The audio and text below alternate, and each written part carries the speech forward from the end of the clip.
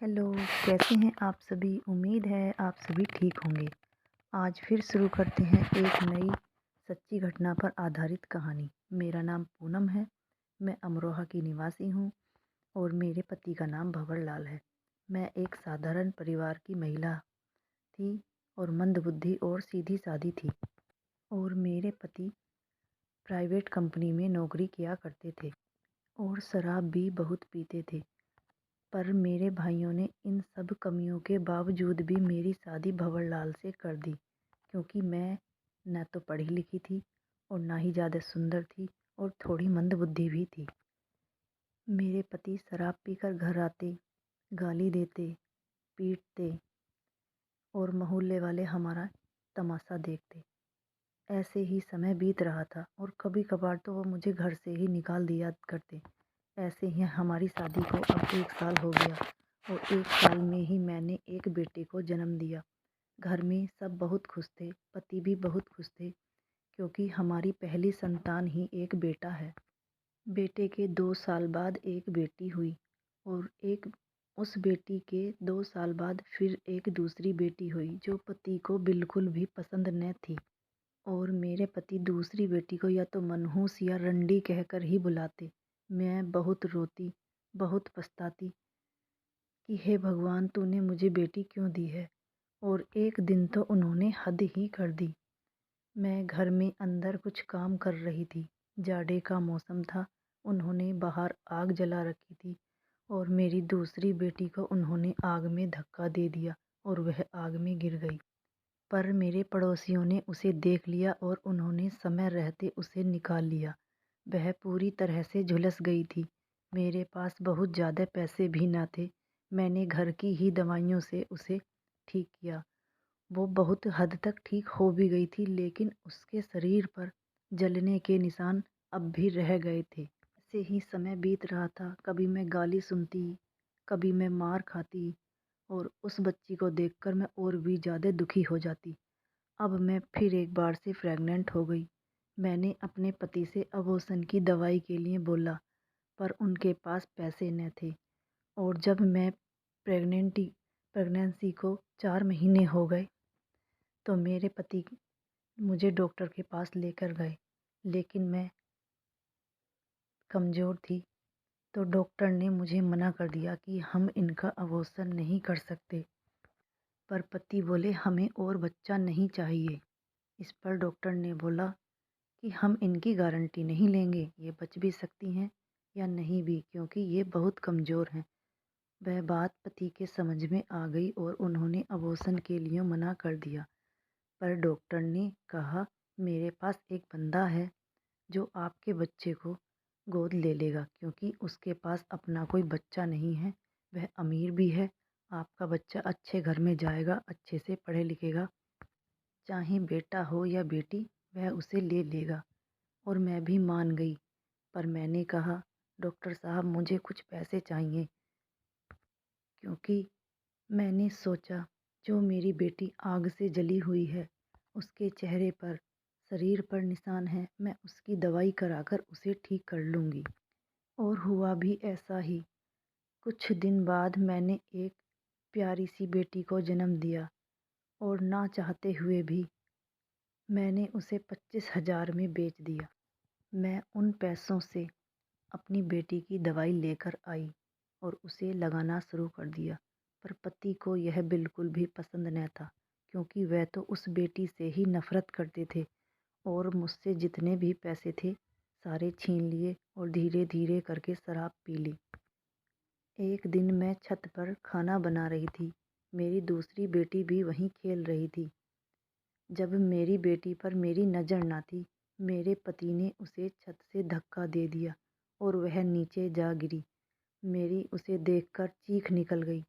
मैं भागी भागी अपनी बेटी के पास गई और मैंने उसे अपनी बाहों में ले लिया। वह खून से लथपथ थी, उसके सर से खून निकल रहा था। मैंने अपने पति को ना जाने कितनी गालियाँ दी और उस बेटी ने मेरे ही हाथों में मेरा दम तोड़ दिया। अब वह मुझे छोड़कर जा चुकी थी, पर मेरा गुस्सा आग बबूला हो गया और मैं पुलिस के पास गई और पुलिस को ले आई।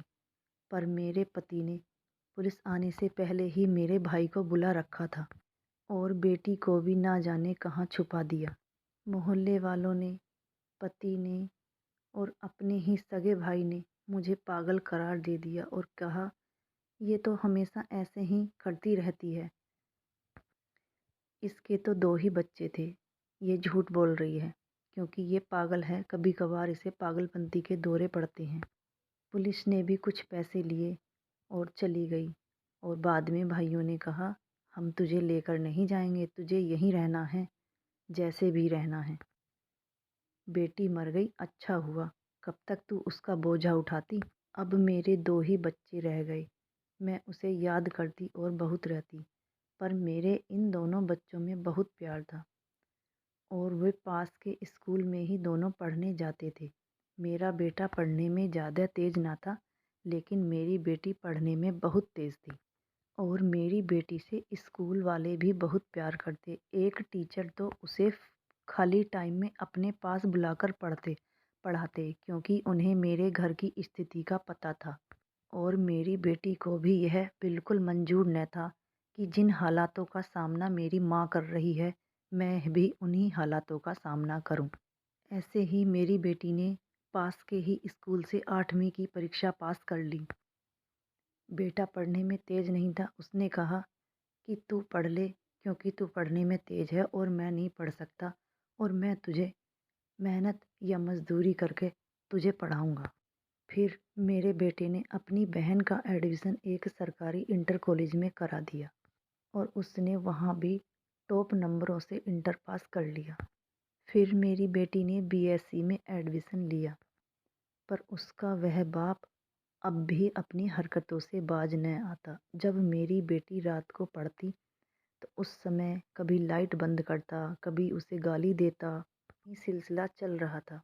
मेरा बेटा मेरे बा अपने बाप की हरकतों से परेशान हो गया और अपनी बहन से बोला कि मैं तुझे बाहर पढ़ने भेजूंगा, क्योंकि अब वह भी प्राइवेट नौकरी कर कर पैसे कमाता था। उसने अपनी बहन को कोचिंग करने के लिए बाहर भेज दिया और मेरी बेटी भी बीएससी बहुत अच्छे नंबरों से पास हुई। अब उसने बहुत अच्छी कंपनी में प्राइवेट नौकरी करनी शुरू कर दी और वह भी पैसा कमाने लगी। पर भगवान को हमारी खुशियाँ पसंद न थीं। एक दिन जब मेरा बेटा ड्यूटी से वापस आ रहा था तो उसका एक्सीडेंट हो गया और उसका सर एक पत्थर पर जा लगा और वह कोमा में चला गया। उधर पति भी गले में दर्द बताने की शिकायत करते रहते। उनका भी चेकअप कराया तो उन्हें भी कैंसर हो गया था।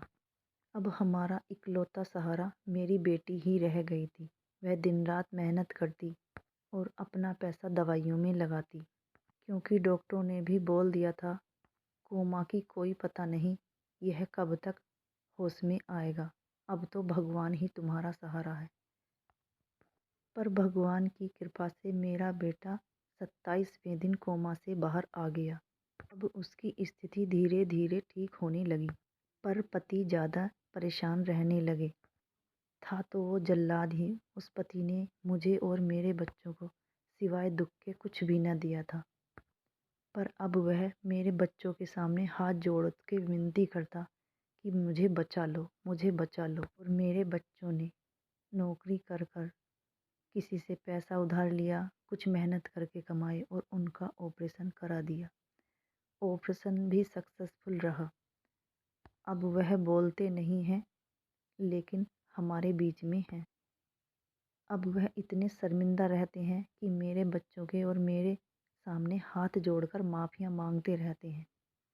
अब लगता है जैसे भगवान ने उन्हें उनकी गलतियों की सज़ा दे दी, उनसे उनकी ज़ुबान छीन ली और अब मैं, मेरे बच्चे और मेरे पति सब हंसी खुशी से घर रहते हैं। आज की कहानी यहीं समाप्त होती है। धन्यवाद।